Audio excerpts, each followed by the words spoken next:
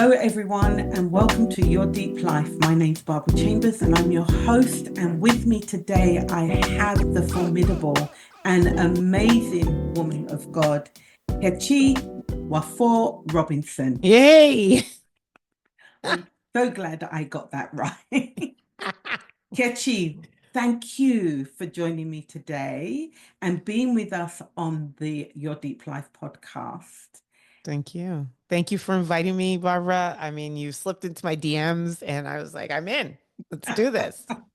Well, I have the utmost respect for who you are as a woman, as a businesswoman, as a woman who is doing so many amazing things, who has achieved so many wonderful things and amazing Thank you. things. I mean, Thank you. I was reading your bio and I'm like, what isn't she No, doing? I'm I'm doing my portion that God has assigned to me. I don't think I'm done yet, for sure. I don't even think I've cracked the surface. I will tell you, like my biggest fear is the end of my life will come, and I believe that there's this thing where you will have to sort of what does they say? Like you'll have to report, you know, what One you day. what you believe you did. Yeah. Yes. And and I'm gonna get to the end of my list and they're gonna show me this longer list, you know. But rather, I while I still have breath, you know, thank you, God. How about I blow his mind, right? Like, how Mhm. about the opposite? I get to that time and I share all I was doing, and their list is way shorter, you know. So yeah, I'm on the job. I'm on the job. You are certainly on the job. I mean, you are the founder, CEO, and Yeah. founder of Empowered in My Skin.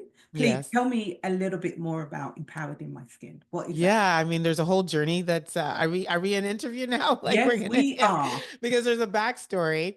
Okay. So I think it always it has to go back to our childhood, right? So I am Canadian born, Ottawa to be quite. I grew up there at 6 years old. My parents moved us to Montreal in 1978. It was my brother and I and my parents, and we were, you know, my dad was doing really well. He's an engineer, worked for Bell Canada, and we moved into what would be considered an affluent neighborhood Mm. in Montreal in the West Island.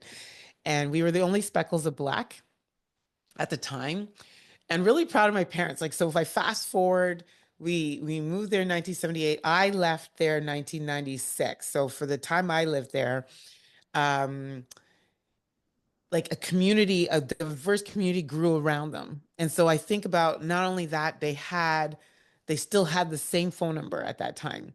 And I Wow. share all of that because I really want to talk about the polarization at that time. It was race. Race was a big issue. And when I in Montreal at that time, it was racism. And I Mm. mean, like to the point where we had the N word like painted on our door. My dad would have a white car and they would throw red paint on it.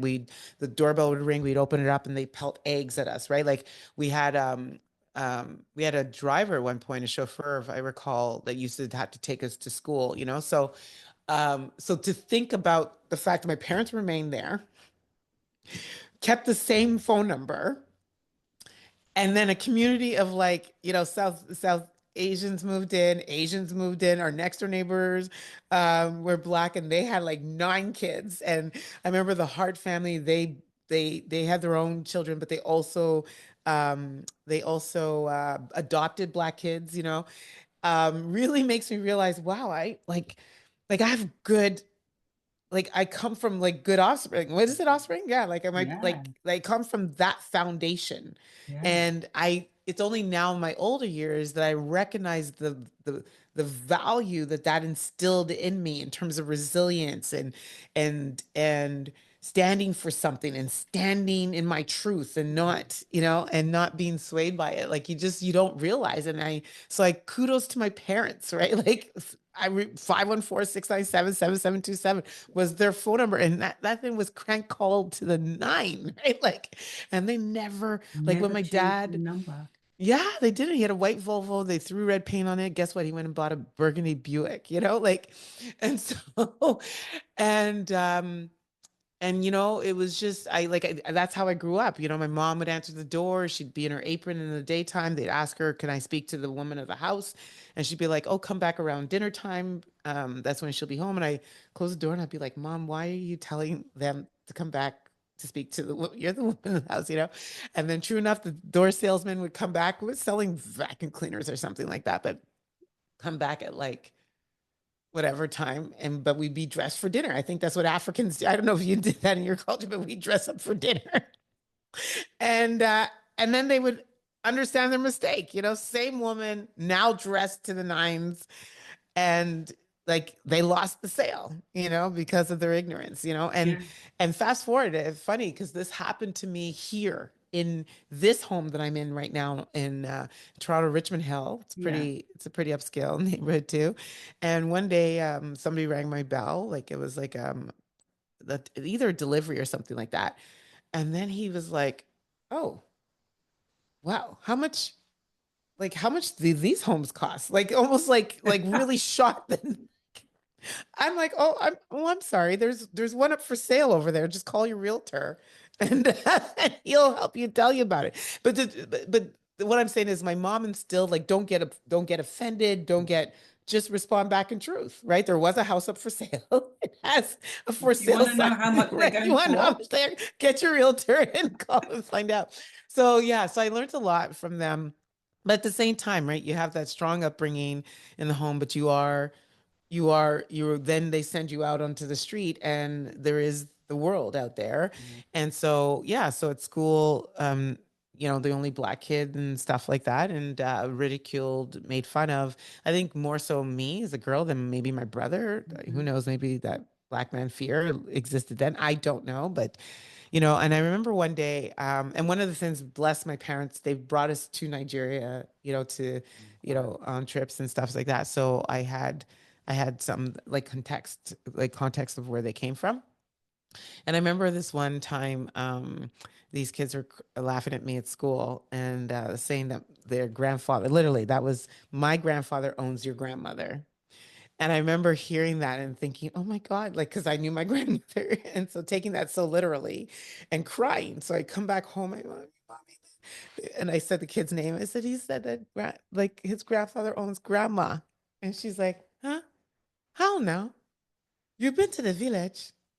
Did you see any white men in the village? There's no white man. So how can this white man own your grandmother? Go back to school and tell them that you've been in the village and there was no white man in the village. So there's none of them can own your grandmother. So I go back to school and I'd be like, my mom says that your grandfather can't own. And then, people are kind of looking at this kid like, well, what are you saying then if she's been to the. So it's like you learn to fight them with truth. And but really and truly, like, to more so get you to how empowered in my skin came. Though Yes. I'm just sharing those because those are the things that were deposits in me. Hmm. But I remember I did the speech that went viral. And as I talked about like empowering my skin, it was really starting to like I'm gonna say my relationship with God was growing, and it was really one about locking into my identity, really and truly. And I share in that speech, I share about, from the time I was 6 years old and walked into that same school in Montreal for the first time with my mother holding her hand, the teacher came up and said, what's your name? And I said, it's Nkechi. And then she would say, oh, is there an easier name that we can call you? And Hmm. I'm like, no, that's what my mommy calls me, Hmm. and yeah, so Nkechi was like, that's what my mom called me. That's what everyone was going to call me. But more so, what they didn't know is that Nkechi means God's gift, you Yes. know? And like, especially, like, I know African parents, maybe Nigerian, but you name kids with intention. Yes. Yeah. And so, no, I was not going to allow somebody else to call me that name. But there is life out there. And so, as much as I was that 6-year-old kid holding my mother's hand, first day, new school, standing strong, they leave you. And then the bullying happens, like that experience that I just talked about, and others. And then over time, you start to believe it. Yes. and it starts to, that first hurt, it starts to you put a band-aid over it because you don't know how to really process it like back then, you know what I mean? But you just didn't want that hurt. You want it to go away, you know what I mean? And sometimes you hit it, you rarely talked about it because you feel shame, right? And so then you hide by the shame, and then all of a sudden the shame, with shame shows up anger and frustration and all of these other friends of shame show up, and suddenly they become this armor that you walk around life with. And I think that, then when your experiences come, they hit you. Like there's something really powerful that I read from the book now. I'm going back and forth, right? But Mhm. duality of life when you're telling a story. But now there's this book called Michael Singer. Sorry, the book is by Michael Singer, but it's The Untethered Soul. And in Yeah. The Untethered Soul, he says, like, walk into your present moment and don't let it hit stuff, Mm. you know. And what that means is like if parallels this back to then, is like then as I grew up and I got into like, university, or started dating, or you start I'm in now, have a career, and I'm in the corporate world, and things are happening. Well, all of those moments are hitting all those experiences that Mm. I armored up on, and and eventually I think for some of us, they at some point or other, there is a rock bottom, for the lack of a better Mhm. word. There comes a time where it just collides, especially when I recognize that there was just an innate natural part of my personality that loved life, that loved people, that loved being happy, that loved to laugh, that loved, because when I think about what people say about me when I was younger, they're talking about this other person that I don't hear the anger. I don't hear the frustration. I don't hear the hatred or the jealousy or this that I know lived inside of me. That's not what they were experiencing, but I definitely know I felt it maybe in my darkest moments, type Mm. thing. Yeah. So there was always that person that was trying to push through, you know? And so then eventually I think when there is those two colliding forces within you, something's going to give. And in my case, it happened in 20, I want to say, was it 2014? Okay. Something happened in my personal life and something happened in my career. And I'm going to say that was my rock bottom moment. Hmm. And I had a very special person in my life at the time who, I'm going to say gently, but uh, but quite gently, as gentle as she could be at the time, she introduced me to, or encouraged me, that maybe it was, I'm paraphrasing now, but essentially it was probably time to really take a look at my inner self, Hmm. Yeah. because these experiences shouldn't necessarily be causing me to like, hit that. And I think she had been on her own spiritual journeys, I recall, like if I recall back then too. So she was kind of sharing from what was working for her. And she shared Hmm. this book, A Return to Love by Marianne Williamson. Brilliant book. That book changed my life. Awesome book. Changed my life. And it's built on A Course in Miracles. And Yes. so, one of the things I didn't say is that I grew up in church. I grew up with church, but religion. I grew up Catholic. Like I am Hmm. still Catholic, but I grew up with Catholic religion. And so there's a big difference between religion and relationship. And through that book, I started to learn about relationship with Christ, relationship with God, relationship with Jesus, relationship with the Lord, you know? And, but it required me to excavate, to like reach in and rip out all of those experiences that had, um, sort of implanted like things that were absent of love. Because from the book, it talks about love and fear, love and hate, how we're born into love and we learn hate. Hmm. And if we can learn hate, we can unlearn it. And I Hmm. had this desire to unlearn it because I do believe my natural, my default setting is love. Right, like I did believe that, and so I had this journey of excavating some of those things. And at that time, what I didn't realize then was the gift was a lot of those painful experiences happened in Montreal. I was in obviously Toronto at this time, and the situation that had gone me in the corporate world was, sort of being overlooked for this promotion. But what I recognized was just now in hindsight, it was God's weight. He's like let's just like that's there for you, but there's some work we need to do, Mm. for before you take on leadership. What kind of leader are you going to be? But I didn't know all of that. He wasn't talking to me so clearly back then like that.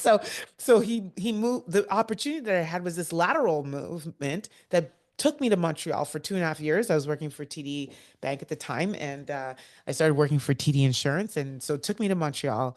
My parents were still there. But all of those painful experiences happened in Montreal, the crux of them, right? I never healed from them.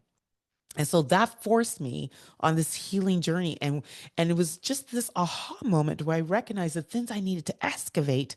I'm now in the same city where they were implanted in me, you know? And there was just something really about that. And I just became really hungry. And then over the course of the years, like all the readings that I did, the building like seeing God from a place, not from, I don't even think I was going to church even, just, I was creating my own church. I still had her. And so we were doing purpose driven life and studying Bible verses and this, that, and the other. And so I was creating this opportunity to build this relationship with this ever present being that's always available. And when you can lock into that, you start to live from a place of awe. And I remember the word we used to say is you start to feel like you're levitating, like you're lighter. Yes. Yeah. And so Yeah. really and truly what became of that was I felt more empowered in my skin. And hence I remember sharing that with a good friend of mine. And she said, well, why don't you make that, like, call it your company, like that's a beautiful thing. And so that's how the company came to be. But here's the real thing that I love about God is so the career issue that got me was really about when I came into TD Bank, I came in on this executive track. Like titles mattered to me. And they couldn't give me a title on my way in, but they promised me a title, within 2 years. And everyone that made those promises was gone in 2 years. But that role was still being worked on, and then suddenly it was available. Like it'd gone through all of the up to the president. It has to be like titled executives have to get a special approval of board, I think. And Hmm. so now the role became available, and I'm thinking they're going to give it to me, but they said that they were going to post it. And God, my ego at the time. This is before the work. I was like, post it. So what are you talking about? Like it's my. And so the ego on me. But yeah, they were posting it. And I mean, I had to apply. And then in applying, the fear started. What if I don't get the job? I'm gonna have to report to this AVP, and because I was senior manager at the time. And so then that's when I got the tap, and I was tapped into the senior manager lateral role at TD Insurance, which took me to Mm. Montreal. And if I really follow the course of my life, and I think there's like a thread, a common thread that weaves, especially like in my career thread, the tapestry of my career has always been I've been tapped for opportunities. I never had to fight for it. I demonstrated, you know, great talent and skill every single day I was in. Mm. I leaned in all the time, still to this day, that every role I got, it was a tap. It was a referral. It was somebody who'd been watching me that said, hey, you might want to go and talk to that girl. Even the role I'm in today was a reach out. I didn't go and seek it. Wow. And so I should have known that having to apply was was was was was different than the thread that God sort of was weaving for my career. But I didn't see that then. But then 2.5 years later, I was sitting in an office building here in Toronto because I was starting to like not travel every week to Montreal just because of it. And I was going, so this particular week I was in Toronto, and I get a call. And I get a call from the now VP in that had that AVP role. I guess the person that they got in, God Mm. had them warming up the chair for 2 years, and it didn't work out, so they were gone. And that VP called me and said, "Hey, if you want that job, word for word, it's yours." Wow. Those are the accurate words. Random call, wasn't thinking about the role. By that time, I wasn't thinking about title. I didn't have this. I was just levitating. I was loving myself. I was empowered in my skin. I was doing the work. I was light. I was helping others love themselves. That's when I recognized that this would be selfish for me to keep this to myself. And I Mm. started to serve from this gifting that God opened my life to help empower other people. And I had found it empowered in my skin, and I was on a mission to help a billion people think in ways that are empowering. And so I'm doing all of that and excited about all of that and not caring about, the next title or the next role and the top king. And if you want it, it's yours. I love that because it really does go back to the scripture verse, seek ye first the kingdom of God, And then and every all these things will be will added to you, right? yeah, He'll provide for yeah, you, right? And I I'll love the provide. fact Yeah. that you had to go through this process. Hmm. I mean, the word that you used was excavate, right? To Hmm. really dig deep and to go in Hmm. to work out who your true That identity he was. Yeah. was, What it right? was locked into. What Yeah. was you really locked into? Hmm. It's and I love the fact then you talked about how your whole vision and mission for life just totally shifted. Oh my It gosh, was to others. yeah, absolutely. Which is what really a return to love is really very much Hmm. focused on, right? About how Hmm. can we learn not just to love ourselves, but love The one love another of the other. from Yeah. a true place of authenticity, Hmm. right? Hmm. But I loved that I was going to say that I this week I was listening to Simon Cynic. Sinek Yeah. on a podcast that he was on, and he was talking about his why, where he looked at Mm. his life and he had to literally look at his life and say, why am I waking up every morning? What is the purpose of me Hmm. waking up Hmm. every morning? Hmm. And and I think when our purpose is driven by, well, I'm waking up to make money, or I'm Hmm. waking up because I have to get to this job, Hmm. or if I don't work, we don't eat, the bills don't get Hmm. paid. The the journey of living Hmm. feels Heavy. burdensome Yeah. and Yeah. heavy. Hmm. And I get the sense that that's kind of where you were Hmm. in your journey, where Yeah. God had to bring you back to Montreal. And I just love how he does it. Doesn't he bring you back to where it all started so Hmm. that you can purge, Work it, work get it right. it? And I think that's the most important thing because I didn't add that, but I do say that in my speech. Like it wasn't just enough for me. And I say this a lot now to immigrants too when I do work with them. Mm, Like excavating, the purpose of excavating was for me to take a look at those experiences, mm, to understand what did they really teach me about myself or what did I learn, right? There was an actual next step, which is to re-implant them, but you're implanting them back from a place of love and grace and understanding, you know, that um that then helps you expand because now, like as Oprah says, like they weren't there to harm you, they were there to teach you, mm, right? But I do believe our experiences, like if you allow our experiences, even my dad's passing, like it took me, I think I think maybe it was a little bit accelerated, but I mean I have like grief is very transient, right?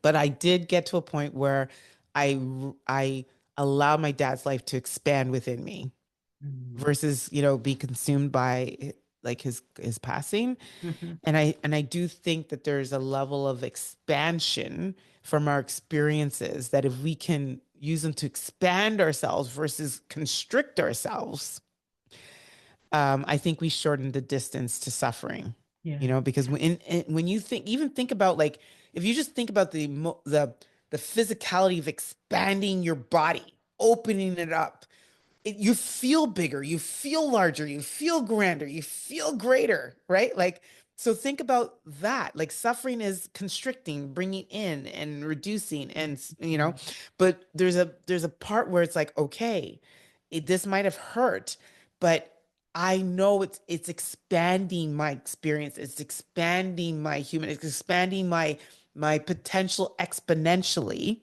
Yes. To serve in this world from a deeper place, like, a more connected place. So yeah. I want to ask you this question that Mm. when you were going through this transition, right, Hmm. where you were looking at yourself as the young girl to who Hmm. you are now, what was your most difficult point? What was the thing that you struggled the most with to move forward? Hmm. And so thank you, because you're bringing me right into and this is not planned, anybody watching or listening. This, like, there was no like Nope, questions fed, nothing. This is nope. so organic. But you're taking me into one of my favorite topics, especially this year. So the hardest thing was looking at myself in the mirror and Mm, telling that person looking back that I love you, like I see you, you're beautiful, like you're phenomenal, like you're amazing. hmm. And thank you. I'm gonna think now, the self-affirmation junkies. I'm gonna say thank you. Shout outs to, like, Dr. Eric Thomas. Shout outs to Pastor Joel Osteen. Shout outs to Yolanda Van Zandt. Like, these were the oh no, shout outs to Dr. Maya Angelou with I Angela, Am Phenomenal, yes, and Dr. Eric Thomas with You Matter, and then Joel Osteen teach me that I am are the two most powerful words you could say in the world, because you're the only person that can say I am for you, and whatever follows it, you will become. I'm like, absolutely. oh, whatever falls I am, I'm gonna become. Well, let's go. And then, like, just starting the practice of looking in the mirror. And as scared as I am, I had one mantra. That was it. I started with one mantra. It was Maya Angelou, I am phenomenal. And then I added, I am beautiful.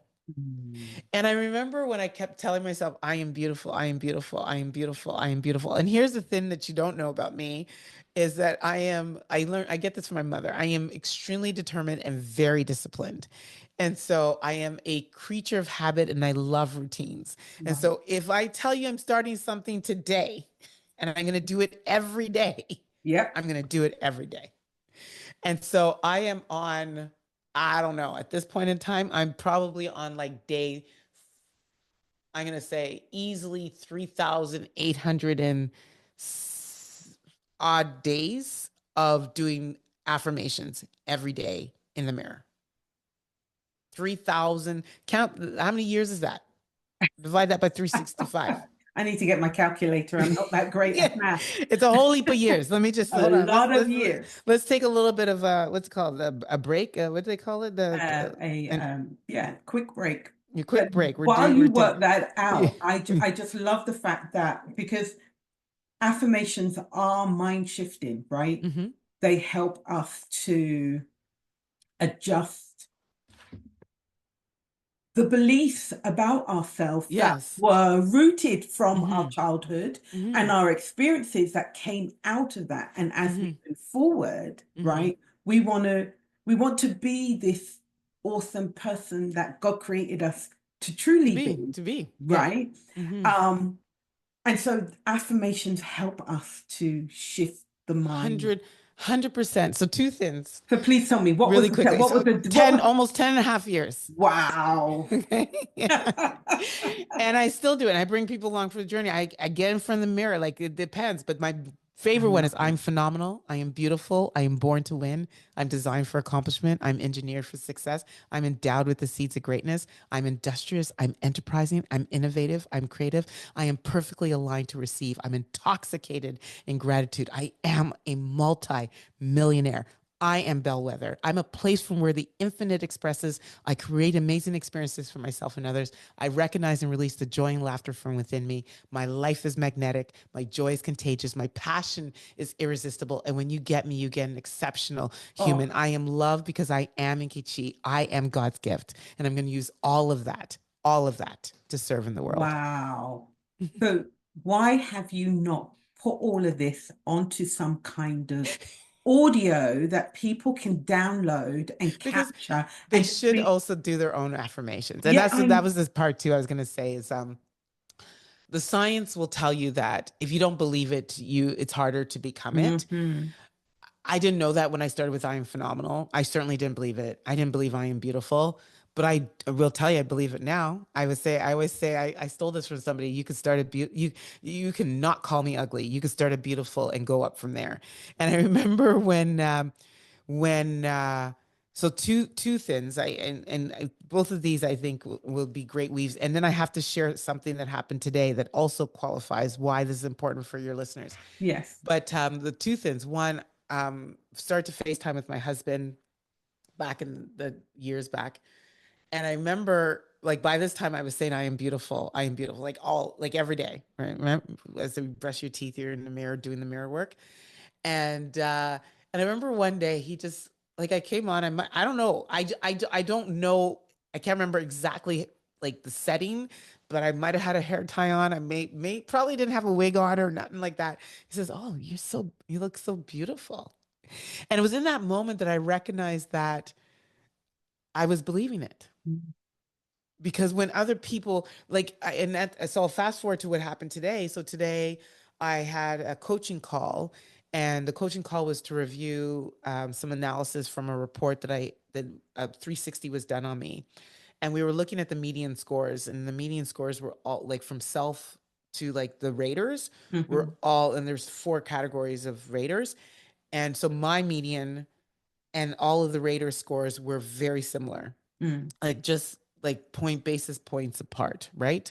And theirs were a little bit higher than mine, Mm. but for the most part, the median, let's just say, it was like 3.68 to like 3.92, like Right. but and mine was 3.68, and theirs were like 3.9, 3.92, Mm. 3.91. And I said to her, that is evidence of what I always say, that when you are convinced about who you are, it is so important, because when you're not convinced, the world will ascribe something on your human. And the Mm. importance of being convinced about who you are is then it affords you the ability to give the world language to speak about you, Yes. right? And so of course it was aligned.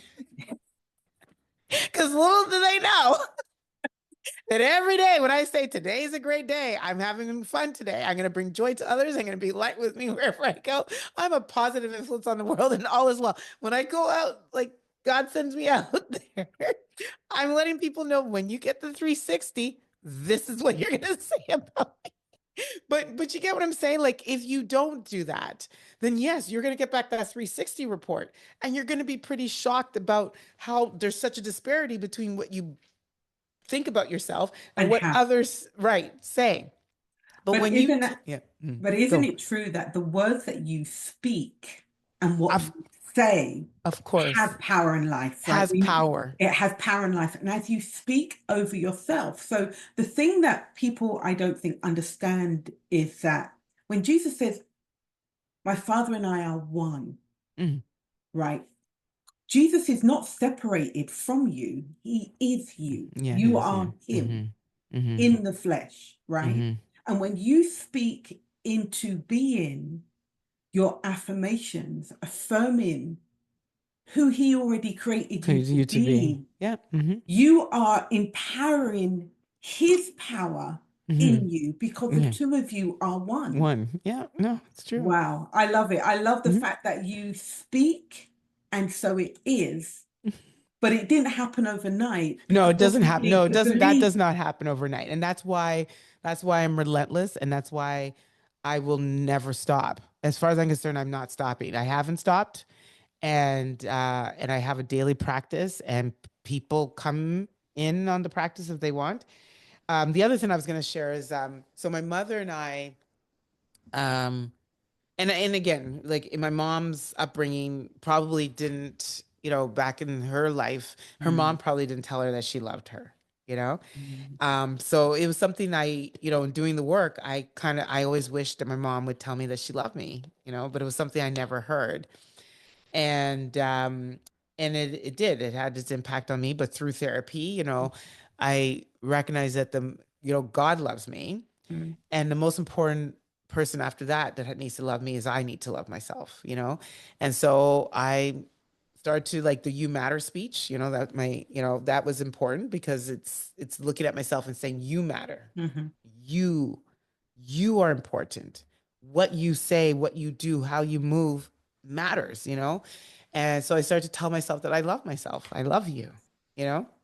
And I remember it was an Empower to My Skin event that I was planning, and I was watching, what was it called? Not Dancing with the Stars, but the other great dance reality show. Anyway, one of those ones. So You Think You Can So Dance. you think you can dance? And Yeah. I was watching this one dancer, and you know how they play the video before? And his story was that this was going to be one of the first times he was performing since he lost his mother. And as he was sharing his recounting, he was saying he could not remember a time when his mother was not in the audience. And Mm, I remember watching that. Mine was the opposite. I could not remember a time where I was on some type of stage and my mom was in the audience. mm, And so I remember texting, or I might have called her that day or texted her, and I said, "Hey mom, I'm having an Empower to My Skin event in Toronto. Would you be willing to come?" mm. I remember it was July or something like that, and the event was going to be in November. And she said, "Oh, if I can come." I said, "That's okay. If you can come, you can come." Yeah. And then there was a day where she confirmed that she was going to come. And then I remember starting to practice my speech, and I'd be in my family room, my other house, and I'd be standing there and I'd be looking out, and I do this. Speakers should do this if you don't, Mm, but visualizing the audience mm, and actually creating that mm, moment, mm, and I'd be speaking, and I said, and my mom is here today, and my left hand would go out, and I'd be like, my mom's here today. Now, fast forward to the day of the event. I'm busy running around organizing stuff, and a girlfriend of mine seats my mother in the room. There was no assigned seating or this, any other, but she finds her a table and she seats her at the table. She actually stayed at the hotel and everything that event. And I'm now on the stage speaking in real. yeah. And and I said, my mom's here today. And it was the same gesture that I did in practice. Same, she was right there, left side, like right Wow. side of the room, Yeah. Left left hand. arm to point Yeah. to her. Yeah. And when I did that, and I realized it connected with what I had practiced, I lost it. I start to walk over to her and I hug her. Mm, And so when I hug her, the microphone is now behind me, like, mhm, mhm. and not that she said it into the mic, but in the embrace, she said, "I love you." Oh, And the whole room heard in that moment, and the was that the first first time, time? first time. Makes me Sorry, I emotional. feel like I'm going to cry right now. I do. Because I know the yearning and the desire of so many, especially when you come from a home where mum and dad were not verbally affectionate, Hmm. right?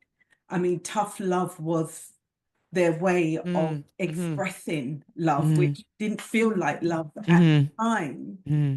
but the desire to hear the most significant person in your life Hmm. say that to you. Hmm. I don't think our parents understand how Powerful it is. Because powerful they that didn't is. get it either. They didn't have it either. No, no. And obviously we Hmm. extend grace to our parents because Hmm. of that. But Hmm. um I can imagine what that did for Oh you my gosh, and how I that still feel it. shifted. Yeah, yeah, shifted. But What here's, shifted for you? I think the lesson I learned was like you can't receive love until you give yourself love. Like Mm, unconditional agape mm, love. And when you do, I think you then open yourself up to receive it from places you never even thought or imagined, mm, you mm, know? And it was me that needed to love myself first. mm. You get what I'm saying? And so, yeah, it was, and we're talking about this happened in my 40s, you know? So, you know, and I was just this sappy little girl, because it still felt good to hear it. Mm, And we still say it. And, when I hear it and we're closing off a call and she says, I love you, I just, you know, I do. I love her. You know, just my mom. What do you say to women who um, have not had that experience? They've not had parents are gone or parents are they're sort of disengaged from their parents. They don't have Yeah. any relationship. What do you say to women who are trying to learn to love themselves or trying to overcome their past, come to some kind of rest with their Hmm. past? Yeah, I mean, I say this with a whole heap of grace because it's easier for maybe me to say it, you know, Mm, because I still have my mm, mom. My dad is passed. He was my person though, right? He said there's I could do no wrong. I heard love from him all the time, you know. Um, I'm gonna, you know, I think what comes to me is like you have to give yourself grace. mm, Yeah. And there's something in you. There's a little girl in you that needs you to love you, mm, you know? And that's why, you know, I kind of share that it was only after I had started to really love myself that I think my mom had no choice but to say it. You mm, know what I mean? Because it was just eminent, like it just starts, it's no different than the beautiful comment or, you know, the same thing I'm sharing about the 360 assessment, right? Like you give people the language and then get still and see who's actually calling to either check in on you. Because mm. sometimes it's not the words, it's the actions too. But You it's a be you manifestation of your words, isn't it? mm-hmm. You're manifesting your words. Words Your words are in action. manifesting Actions. through your Yeah. actions, Yeah. right? And how you treat yourself and how you treat yourself, you're now showing people how they Mm-hmm. should be Who's treating treating you, you? Yeah. right? Mm-hmm. Mm-hmm. Yeah. Besides affirmations, what else did you have to do to break free? Was it just affirmations or was there anything else that you had to do to become Mm-hmm. who you are? Yeah, it's not even had to, still doing. Like Mm, so the work doesn't just stop. The work really continues. And so what I will share with listeners is I'm like I said, results are in the routine. I get up every single morning. Weekdays like 4:10, like that's used to be 4 o'clock. It was quarter to four actually at one point before the pandemic, 4:10 since the pandemic. And I do go to the gym, but you know, I get up, I do my Bible app, I do my Bible study, I go to the gym, I do some more prayer when I'm there. During my workout, I'm listening to the word and I'm taking in something else. Like sometimes like this morning, I needed to learn about Microsoft Copilot, and I also need to learn about a structured AI patterns. So yeah, so sometimes some of that, but never before God. So all that happens after God. So it's that daily work of taking in the word, listening to things that are feeding me, like Simon Sinek, like mm, Adam Grant, like these thought leaders. Like there's a constant need to make sure that my soul, my spirit, my mind, my heart is being fed. I can't leave it for chance. Can't leave it for chance. The worship music, like I'm very, very like guarded about what I let into my eyes, my ears, my mouth, you know, hmm. um, because I think it all matters. On a natural day, I do hear the gunshots going out of my brain, right? Like, Yes. but I have so much on the ready to help me synthesize that and to distill it down and to allow it to just kind of leave me, you know, which is kind of what I learned with Michael Singer. It's like don't try to repress it, don't try to suppress it, don't try to shut it down. Just like step back. Like he's given me the greatest I am. I'm going to share it right now. Yes, please. He says in the book The Untethered Soul, once you really know who you are, your I am statement is I am the one who sees. From in here somewhere, meaning in you, for those of you maybe listening audio, from in here somewhere, I am the one who looks out. And I am aware of the thoughts, the emotions, and the things that are passing before me. I am the seat of consciousness. And I and because that I am statement is so ingrained in me, I see myself in moments where I can lose it, remembering I am the one who sees. So let me see myself about to lose it. Mm. So it pulls me back. And now I'm observing Nkechi about to lose it. And then I'm able to ask, why? What's happening? What's real? What, like, you know what I mean? Like, and then you can actually reframe, shift, allow it to pass, you know, and just stay in flow because you are not that experience. You're not that circumstance. You're not that thing that maybe was just said. Don't personalize it, Mm. So it actually enables you to stay removed from it in a way that says, no, I can sit in the power of observer. It's that spiritual realm. It's crazy. And I think sometimes Try it. we don't try it. And a lot of that not trying it is because we're not, first of all, we're afraid. Mm-hmm. And secondly, it is so distant Mm-hmm. to who we are. Mm-hmm. And I think if we really understood the power dynamic relationship with Mm-hmm. God and ourselves and Jesus Mm-hmm. and ourselves, we would understand that when we get to that deeper level, Mm-hmm. Paul says, I see in part, but when I become, I Mm-hmm. will see in whole. Yeah. I'll see everything in its fullness. Yeah. And there's Mm-hmm. a level of spirituality that allows us to become so aware Mm-hmm. of everything, Mm-hmm. You the become emotion. hypersensitive. You Yeah. become totally hypersensitive. And I Mm. and I sense that this is kind of what you're referring to in Mm-hmm. this powerful I am statement, Mm-hmm. It's right? very That powerful, eh? I am the one who sees because he talks about like you're not your job, you're not your name, you're not where you grew up, you're not all of those things, right? Because what if you grew up in another street? Are you gonna be some, So he says go deeper, go deeper, go deeper until he gets to this. He says if you were standing around, I think part of the book says if you're standing and you're looking out the window and you're looking at the beautiful, like scenery that exists and cars are passing by, and then all of a sudden something behind you startles you, then, isn't that thing that started you the same person that was looking out the window, right? So he's just really, when you're dreaming, who's dreaming, right? Like, mm, aren't you the one dreaming? You know what I mean? So then he gets you to this place where he says, so in the end, you are the one who's observing all of this. You're the person at the window looking out. You're the person who gets startled and then looks back and so you're observing all of these events, these things that are passing by you. And if you can really lock into that I am statement, then here's the most powerful thing: less bothers you.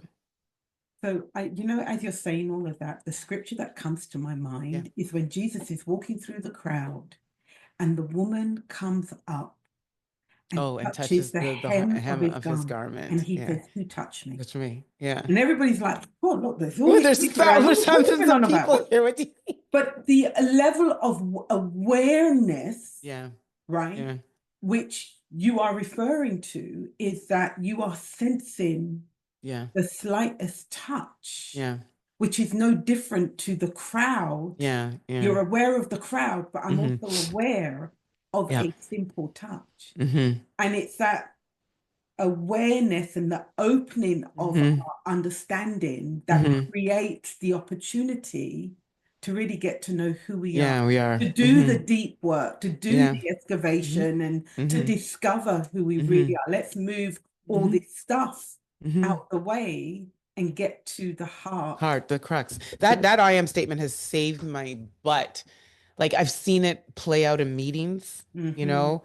like and to anyone that's listening, like if you really even wanted to just try without like going and reading this book or becoming a little bit woo, like you have these moments where something happens. I don't know, it could be somebody said something back to that original comment where I said walk into the present moment and don't let it hit stuff, Mm. right? That's again in this level of consciousness where in every present moment, if you if you don't have anything that's already in you that it's ready to hit up against, well, then you get to appreciate the beauty of that moment. You know what I mean? As for Mhm. what it is. And then you get to deal with whatever happens in the moment that it happens without adding anything to it. That is that is a seat of power that I strive for. And so I see it sometimes in meetings play out. And as a human being, what I Mm. can share with another human is when your body starts to when your body starts to constrict or tighten or get gurgly or like something, something just got hit. Something just hit you. Just pause. Pause. Because that's the tail, like it happens to most of us. That's the telltale sign that you need to step back and step into this, like it's very inner work. Just start to become the observer. Observe yourself. Like what, like get to that space behind your eyes where you're now looking at you. Even though you can't see you because there's no mirror, right? But you're looking at you and you're looking out at the experience. So you're watching how you're interacting in that moment and then ask yourself what just happened. And it could be Mm. when person A said that, it connected to me. How? How did it connect to you? What did they say? And now, why did that create a visceral reaction in you? Because all they did was say something. It connected with something that already lived inside of you. What was that? And it And could be that's, like, you get what I'm saying? yeah, Like and that's where the work starts, that's where the right? work starts. That's Yeah. where it starts. Just give yourself that space to just see Mm-hmm. how you respond. And when something hits you, okay, how did I actually feel? Mm-hmm. What happened inside me? Mm-hmm. And that's where the healing actually can start to Yes. begin, Yeah. right? When we become aware Mm-hmm. of our little details Mm-hmm. of things that touch us. Mm-hmm. Before we close out, And just because I have to also say, oh, like all of this, I think, like I tracked these books, I tracked yes, because years ago, I fell in love with Jay Shetty. yes, Yeah. And ever since I fell in love with Jay Shetty, I remember putting this mission on my life that I want to live like a monk in the real world. I want to live amongst, like for me, I feel like monks are untouched. Like things are happening and they happen and they deal with them in the moment that they happen. they're Right. unfazed. And so, because there's that famous story about two monks were walking and they got somewhere where there was a mud and there was this woman that was standing there. She needed to be carried over the mud so that she didn't mess up her dress and stuff. And so one of the monks picked her up, but they're whatever sect they are, they're not supposed to touch women. And so one of the monks picked her up, carried her over, and then dropped her down. And the monks kept walking and one of the monks spoke up and said, "Hey, back at the last, riverbank or whatever, when you picked up that woman, why did you do that?" And I think he said, I'm probably butchering this, but he said, "Wow, you're still carrying that woman."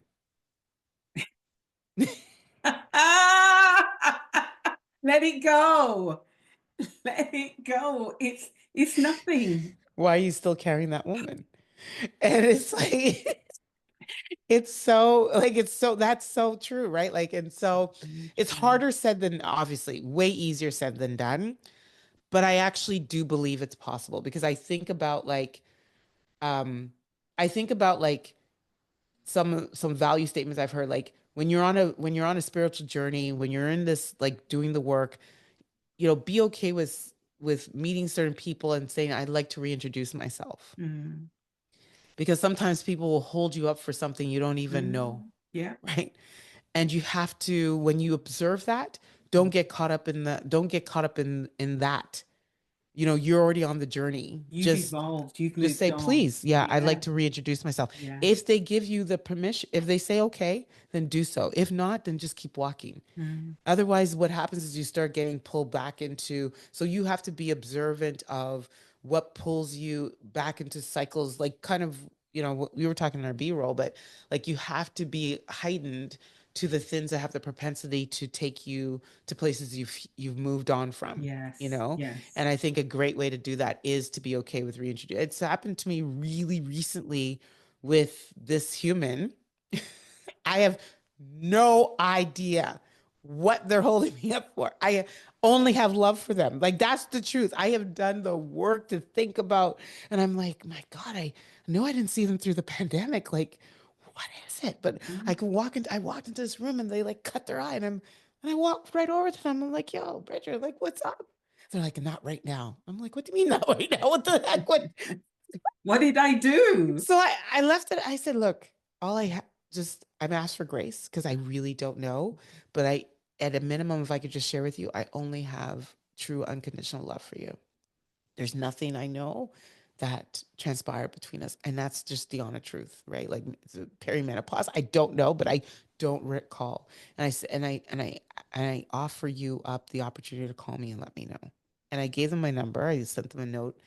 Never. And now I've seen them in two separate circles. And imagine in one of the circles, I actually needed to, like, because I'm an MC, you know, Mm. so I needed to acknowledge them.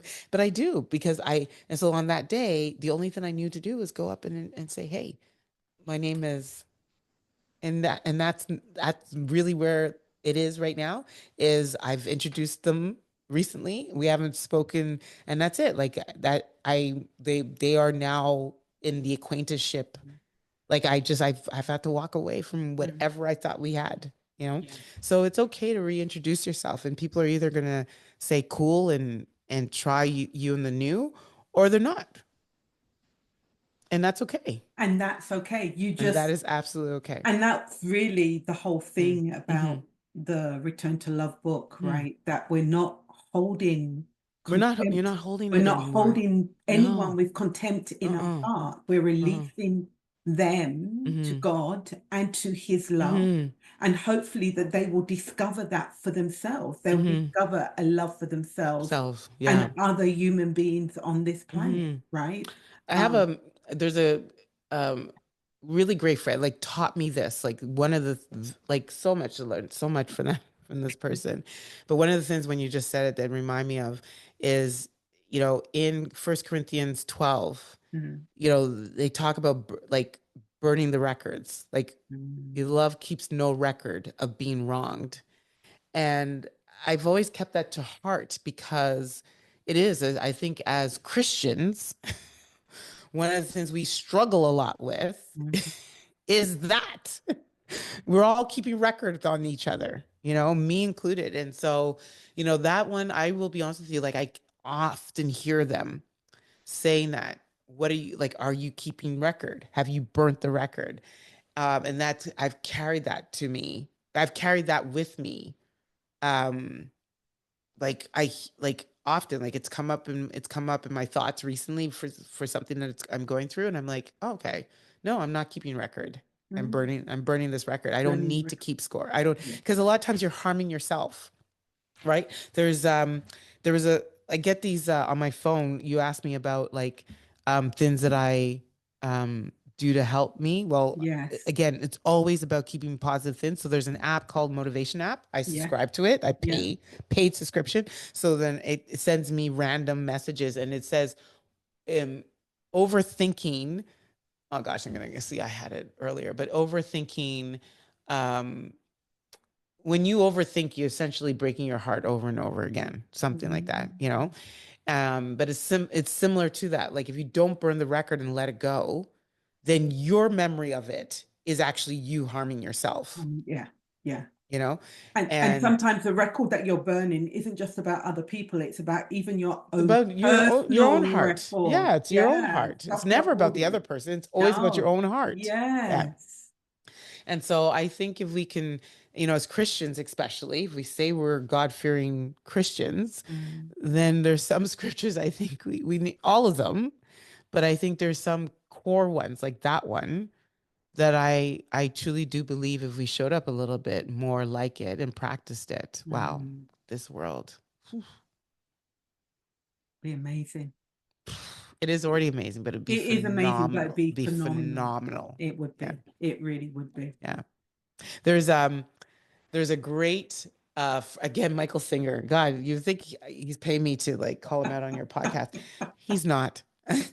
One day I'm hoping he'll be on mine, but he says, and I took this on as my my mission, Yeah. like in addition to like it kind of marries it, but it anchors to the mission I already on to help a billion people.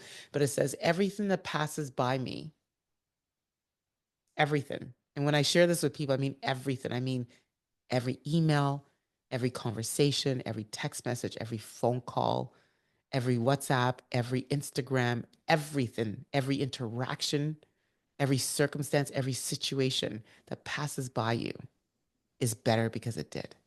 Mm. If you can embrace that, which means that when people say, "Oh, that was a bad meeting," I'm like, "Why was it bad? You were in it. Are you a bad person?" Because if you're not a bad person, it wasn't a bad meeting. You were in the meeting. So how about the meeting's better because you were in it? How about you ascribe that responsibility to your human to take that level of accountability? Even me in my journey, and more so this year than ever, Mm. what's really deepened for me from a place of what I think influence and how much influence I have. Because when people come to me and say, not the direct people, like, "Oh, I heard you speak," Mm. people that said, "I met somebody that heard you speak." And so I realized, hold on, my interaction with the person that directly is in front of me can't be the most important aspect of that connection. The most important thing, and I'm stealing, I think Hannah Khan or Gabby told me this.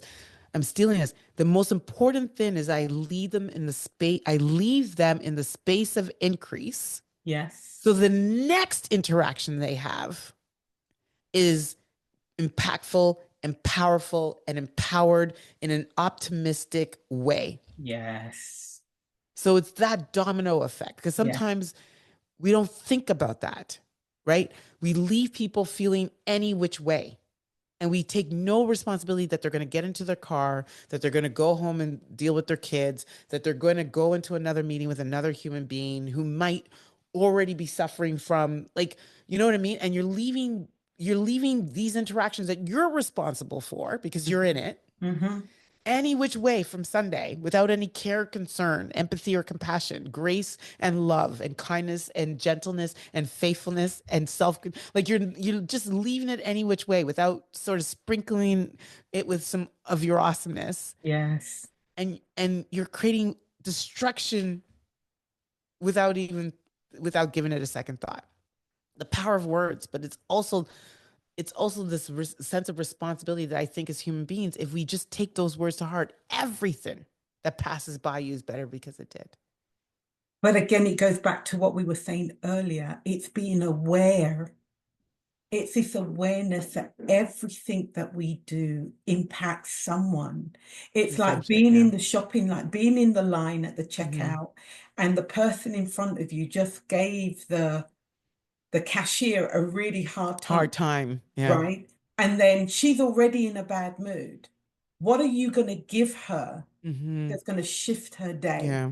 That's going to Mm-hmm. make her Mm-hmm. feel like it's okay. And I remember I did this once. I got to the cashier and she just had a really bad person in front. And I looked at her and I said, why don't you just take a second to breathe? Mm. And she just burst into tears Tears. Yeah. because that's all she needed was to just breathe before Mm. she let go. Go. Yeah. Right. And I said, it's okay. It's But gonna be. but Barbara, here's the thing. You saw that previous Yes. interaction. But Yes. many times we are walking in blind. That's what I'm saying. We need That's why it's so to, important. yeah, we Yeah. need to be aware. And I think just opening ourselves up to asking God, Mm-hmm. open my eyes that I may Mm, see as you mm, see, mm, right? Open my heart that I can mm. feel as you feel, Feel. and Mm-hmm. open my ears that I can hear beyond what I'm hearing, Mm-hmm. right? Because it's with his eyes we can see as Mm-hmm. we can hear as he hears. Mm, And he's not hearing or seeing and feeling what is in the Mm-hmm. natural, it's beyond that in the Mm-hmm. spiritual realm. And if we really had that and was operating in that level, Mm-hmm. we could help so much more people. People. I agree. I Because there are agree. people who are screaming silently Mm-hmm. and just want someone to see and hear them. Yeah, I agree. So beautiful. It is. Do you have any last words to share or to encourage? Oh gosh, so much. Well, one, I just want to give you your flowers because I believe that this is a really beautiful podcast, Thank and you. uh, and you're a very beautiful soul. Yeah, and I've your name carries weight and importance, and yeah, I just as you do your interviews, and you do the work to get this work out and out, be okay with saying, yeah, I'm doing some really great work. I'm doing God's work and God's work, and you have the microphone, and I think it's just such a beautiful thing. So that's one I want to commend you because this is not easy. And stay with it. Stay. It's Thank gonna you. be hard, but Yes. stay. Yes. Thank Stay you. steady. Stay steady. Okay. And parting words, my gosh, it's so funny. I'm at lost for words now. I think I've said so much, but you know, I think the crux and the thread, if I had to really think about it, we almost started a conversation on the topic of identity. Hmm. And as cliche as it is, like everything great starts with you. Yes. It truly does, right? And so, and your you needs you to know who you is. So that you can really thrive and blossom and just grow and expand and feel powerful and just carry the grace that is yours to carry in this world, your quota, right? You don't have to worry about anybody else's quota. We didn't even get on that one. Like, run your own race, man. Like, this whole comparisonitis, this envy and jealousy, like that. There's Mm-mm. like a whole leap of space in this world. A Seriously, lot. there's a There's a lot. lot. Okay. There's a lot. Even with the 8 billion people on this planet, there's still a lot of space. There's more than enough room for everybody. Everyone. And you have a race that this world needs you to run. And Yeah. so, every single morning, I love that the lion gets up and the gazelle gets up. This is my parting word. Mm. And the lion knows it has to run faster than the slowest gazelle if it's going to get food and survive to live another day. Mhm. And the gazelle knows that it has to run faster than the fastest lion if it's going to live and survive another day. Mhm. But the moral of the story is it doesn't matter if you're a lion or if you're a gazelle. When the sun gets up, you best be running. Run your own race. Run your own race. There's a race that God has designed for you, purposed you for, equipped you with. Oh my gosh, hold on. One more thing, because I have a microphone. One more, because this is the demographic is women, right? Yes. Okay. Barbara, when I say that I literally almost declined to be on a podcast, on a panel interview where the topic of imposter syndrome was going to come up, I said, no, no, no. We're not talking about that anymore. We are not. We are going to use language to talk about what's happening. I think you said that earlier. We're going to use language to talk about what's happening inside of us. Yes. We're not imposters. We're not. No. Every hair on our head, on our body has been numbered. God knew us before he formed us in our mother's womb. That's right. We're not, there's nothing imposter about you. That's right. Nothing. Yeah. There's a great Cher Jones says it's a crisis of confidence and it's a moment. Men have it, women, if you're human, you have it. It's fleeting. It's not here to stay. Yeah. You are absolutely enough. And the only thing you need to get you through that moment already lives inside of you. That I think is mind blowing. There's nothing else that you need to add to you to get you Nothing. through that moment. Nothing. My sister. I'm My done. sister. Oh, I say this to everyone. I say to, when I meet with people, and especially when I meet with clients, I'm like, deep within you is the answers that you are looking for, Mm, right? Nothing, everything that you need in mm, this life, God has given you, right? First, I think it's First Peter or Second Peter 1, right? mm-hmm, Everything pertaining to life and godliness, we mm-hmm. have it, In us, right? yeah. Life and godliness, to live this life and to walk by spirit, Mm-hmm. right? So there's nothing lacking in us. We have it all. All. Mm-hmm. The challenge is, and this is how the enemy of our souls deceives us, right? Is that we don't look within. We Mm-hmm. look externally for Yeah. the fixes, right? Mm-hmm. We're Mm-hmm. looking to, I go to church every Sunday and I'm going to see my pastor and I expect my pastor to preach the word and I expect the worship team to bless me with a wonderful song and I feel good until Mm-hmm. Monday morning and I get up and I Yeah, start yeah. my day, right? Yeah. But we're not looking within. Mm-hmm. And if we find the beauty of the person that God created Mm-hmm. inside, Mm-hmm. oh, what a I world this know. What a would be. beautiful thing, right? What a world this would be. Yeah. So, Wow. We did it. We went around the world, girl. Went around the world on this podcast episode. listen, I want to say thank you. Nkechi, Yes. thank you. You're welcome. You have blessed my soul in such a way, and I'm sure that the person that's listening who has come to the end of this journey with us, their soul is full. You have truly poured out your fruits on us, and we are enjoying the blessing of you and who you are. I Thank thank you. God that He took you back to Montreal All those years, eh? all those years ago. I thank God for the work that He has done in you. I thank God that for your determination and your fortitude to wake up every day and to speak affirmations over your soul.